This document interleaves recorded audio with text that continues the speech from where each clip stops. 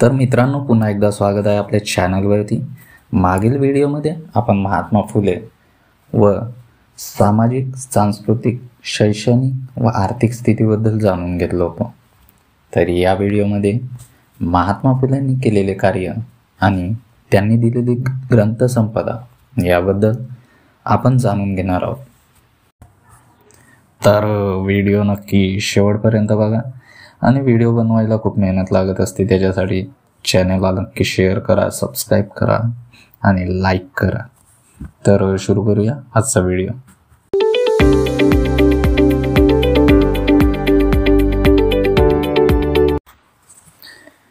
ज्योतिबांनी काढलेल्या संस्थांकडे आजच्या चष्म्यातून बघणे हा त्यांच्यावर फार मोठा अन्याय होईल। ज्योतिबांनी 1848 मध्ये सुधा त्रिशूद्र मुलींसाठी शाळा बुधवार पेढे यांच्या वाड्यात काढली।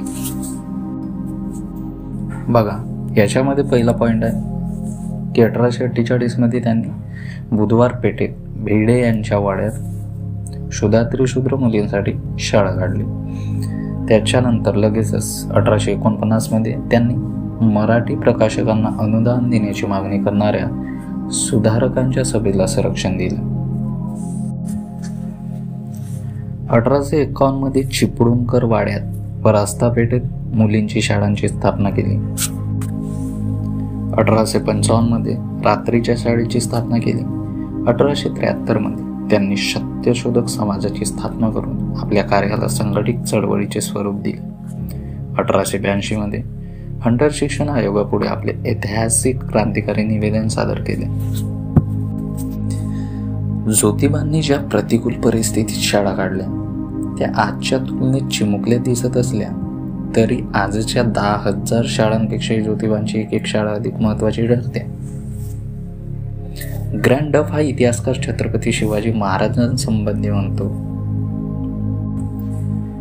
शिवाजीने मिळवलेला मुलूक व संपत्ती याची मोगलांना तेवढी धास्ती वाटत नसली तरी शिवाजीने घालून दिलेली उदाहरणे, सवयी, सर्व जातीय मराठ्यांत रुजवलेली एकीची भावना मोगलांच्या नाशास कारणीभूत झाली।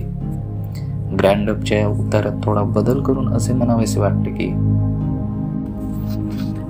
महात्मा फुले यांनी मिळवलेले शिक्षण आणि काढलेल्या शाळा यांची उच्च वर्गाला तेवढी धास्ती वाटत नसली तरी ज्योतिबांनी घालून दिलेली उदाहरणे, सवयी, लिहिलेले ग्रंथ आणि सत्य शोधकांमध्ये रुजवलेली बहुजन जागृतीची व एकीची भावना या सर्व प्रकारच्या गुलामगिरीच्या शृंखला तोडण्यास कारणीभूत ठरेल अशी या प्रसंगी अपेक्षा करूया। महात्मा फुले महिलांचा खूप आदर करीत असत। महिलांचा उद्धार करण्यासाठी त्यांनी अहोरात्र कार्य केले। याचं उदाहरण म्हणून आपण एक पॉइंट जाणून घेऊया। बालविवाहांमुळे बालविधवा जास्त, ब्राह्मणांमध्ये पुनर्विवाह बंदी म्हणून विधवांनी केशवपन करावे, परंतु केशवपन केले तरी तारुण्य सुलभ क्राम त्रस्त करणारच। डोकं बोललं परंतु काही नाही सोडलं असा प्रसंग वारंवार येऊ लागले। गर्भपात, बालहत्या, आत्महत्या होऊ लागल्या। अशा महिलांसाठी ज्योतिबांनी 1863 मध्ये बालहत्या प्रतिबंधक गृह स्थापन केले। विधवा विवाहाची चळवळ सुरू केली।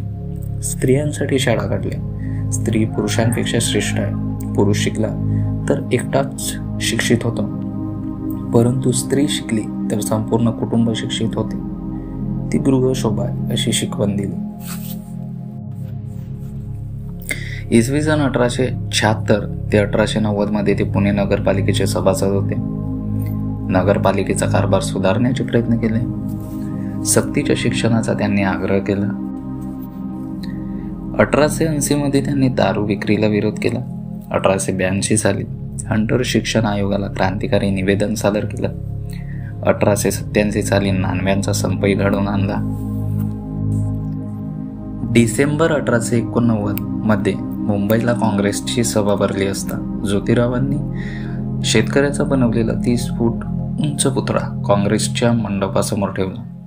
याचा उद्देश हेच होता की शेतकरी कष्टकरी वर्गाची स्थिती काँग्रेसला कळावी, हाच यामागचा उद्देश होता। सेवा, सुधारणा आणि परिवर्तन या मुद्द्यांवर सुद्धा त्यांनी आपले मत मांडले। स्त्रियांचे शत्रू कोण हे सुद्धा त्यांनी बजावून सांगितले। राजकीय परिवर्तन, कशा प्रकारे घडवता येईल हे सुद्धा त्यांनी सांगितलं. निरक्षरता, दारिद्र्य, परावलंबत्व, अंधश्रद्धा, दुष्ट रूढी परंपरा हे आजच्या स्त्रियांचे प्रमुख प्रश्न आहेत. आतापर्यंत झालेला हा व्हिडिओ आहे, त्याच्याबद्दल तुमचे विचार काय आहे याबद्दल तुम्ही आम्हाला नक्की कळवा. नेक्स्ट पॉइंट त्यांनी लिहिलेली ग्रंथसंपदा म्हणजे कोणती पुस्तके लिहिली याबद्दल जाणून घेणार आहोत. तर पहिलं पुस्तक आहे तृतीय रत्न नाटक, दुसरं छत्रपती शिवाजीराजे भोसले यांचा पोवाडा, तिसरं ब्राह्मणांचे कसब, चौथं गुलामगिरी, पाचवं हंटर शिक्षण आयोगाला सादर केलेले निवेदन, सहावा शेतकऱ्याचा आसूड, सातवा सत्सार क्रमांक 1 व 2, आठवा इशारा, नववा सत्यशोधक समाजोक्त मंगलाष्टकांसह सर्व पूजाविधी, 10वा सार्वजनिक सत्यधर्म, 11वा अखंड. तर ही त्यांच्या ग्रंथांची नावे होती. याच्या व्यतिरिक्त तुम्हाला कोणते ग्रंथ माहीत असतील तर ते कमेंट बॉक्समध्ये लिहून तुम्ही सर्वांना कळवू शकता. तर या व्हिडिओमध्ये फक्त इतकंच. हा व्हिडिओ शेवटपर्यंत बघितल्याबद्दल तुमचं धन्यवाद करतो. भेटूया नेक्स्ट व्हिडिओमध्ये. चॅनलला नक्की लाईक करा, सबस्क्राईब करा आणि शेअर करा. धन्यवाद.